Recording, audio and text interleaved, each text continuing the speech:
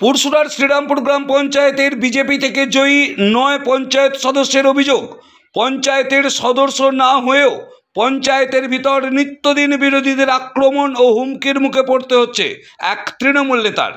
বিরোধী দলনেতা অভিযোগ করছেন তাকে নাকি স্থানীয় এলাকার এক তৃণমূল নেতা খুনের হুমকি দিচ্ছে। বিরোধী দলনেতা জানাচ্ছেন তার প্রাণ সংশয় আছে। বিজেপি অভিযোগ, কে এই ব্যক্তি?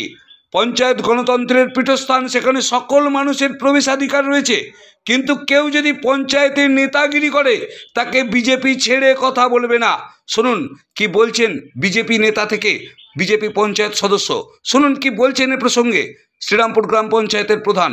আমরা শুনব শ্রীরামপুর থেকে অনুপ চ্যাটার্জি রিপোর্ট, নিউজ 7 সকাল লাইভ। ঘটেছিল বলতে পঞ্চায়েতে আমাদের বিরোধী দলনেতা আছে জয়দীপ মান্না, ওনাকে উনি বলছেন কিনা বাদশা বলে যিনি আছেন, ওনার নামটাও ঠিক জানি না, উনি নাকি পঞ্চায়েতের কেউ হন নাকি সেটাও আমাদের জানা নেই, এখনও পর্যন্ত আমাদের নিয়েতে পড়েনি। উনি আমাদের বিরোধী দলনেতাকে বলছেন অনেক দিন আমি মানুষের মাংস খাইনি, আমি মানুষের মাংস খাবো, এই আমি গরুর মাংস খেয়েও ভয়ে আমি এবার মানুষের মাংস খাবো। এইটাই ওনারে যে ও কে, ও মানুষের মাংস খেতে চাইছে। এই অভিযোগটা জানালেন? হ্যাঁ, এটাই আমরা প্রধানকে জানালাম, প্রধান বললেন ব্যবস্থা নেবো। আমার কাছে কথা হচ্ছে আসবে পঞ্চায়েত সবার জন্য, গ্রামের মানুষরা, প্রত্যেকটা গ্রামের মানুষ আসবে, যতটা এরিয়া নিয়ে পঞ্চায়েত আছে, এসে পঞ্চায়েতে যা দরকার মিটিয়ে যাক, কিন্তু সদস্যদেরকে তো অপমান করবেন। আমরা বিরোধী বলে আমাদের কোনো সম্মান নেই এখানে, সেটা তো হয় না। জল জীবন জল মিশন বলে যে প্রকল্পটা আরম্ভ হয়েছে, ওরা ওদের মানে দল বাড়ি বাড়ি গিয়ে আধার কার্ড নিচ্ছে। যেহেতু আমি সদস্য, আমার গ্রামের লোক আমাকে বলছে তো ওরা আধার কার্ড নিয়ে যাচ্ছে, তুমি কেন নিচ্ছ না? আমি বলছি না, আধার কার্ড তো আমরা নেবো না, আমরা নেবো এর থেকে যারা জল দেবে তারা নিয়ে যাবে। তখন আমি যখন ওদের মেয়েরা নিচ্ছিল তাদেরকে বলছি তোমরা কেন নিচ্ছ, এরা তো যারা জল দেবে তারা নেবে। তখন বাদশাকে ওরা ডেকে নিয়ে গেছে, আমার পাড়ায় যেসব মানে ওদের কর্মীরা আছে টিএমসি, নিয়ে গিয়ে বাদশাকে আমাকে হুমকি দিচ্ছে আমাকে বাড়ি থেকে তুলে নিয়ে আসবে। আমি 7 মাসে কিছু করতে পারিনি, ওরা 15 বছরে অনেক কিছু করে ফেলেছে।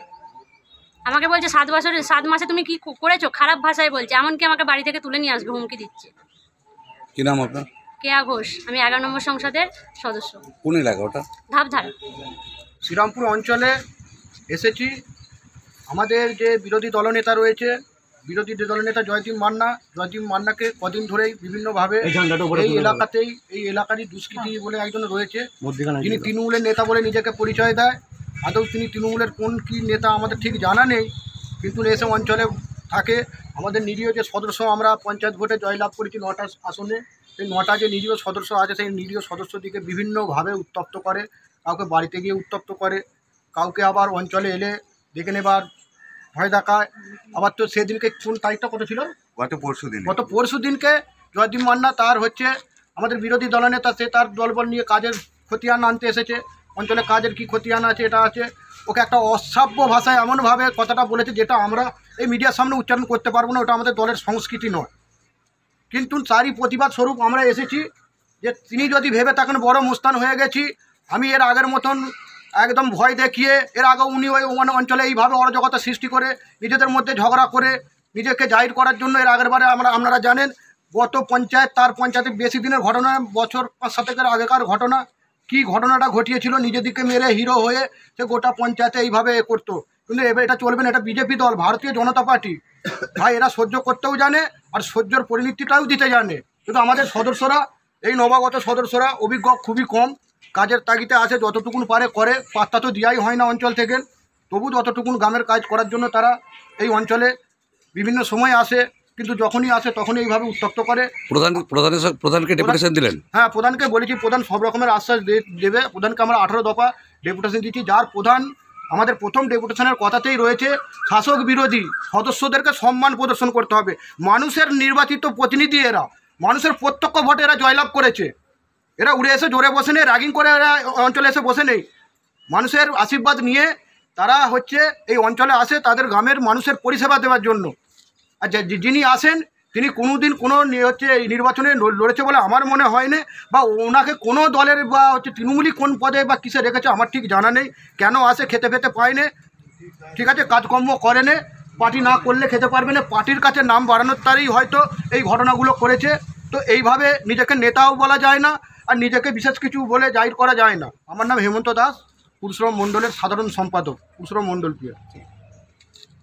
গত পরশু দিনে আমি আমার কাজ নিয়ে অঞ্চলে আসি, প্রধান উপপ্রধান থাকাকালীন ওই তৃণমূলের কি নেতা বলছে বাদশা নাকি কি নাম জানি না, বাদশা বলে পরিচিত, সে আমাকে যথারীতি হুমকি দেয় অঞ্চলে আসা যাবে না, বিরোধী দলের সদস্যদেরকে অঞ্চলে ঢুকতে দেবে না, কাজকর্ম তো দূরের কথা অঞ্চলে ঢুকতে দেবে না, এর জন্য গালিগালাজ এমনকি আমাকে মার্ডার করার হুমকি পর্যন্ত দেয় প্রধান উপপ্রধানের সামনে।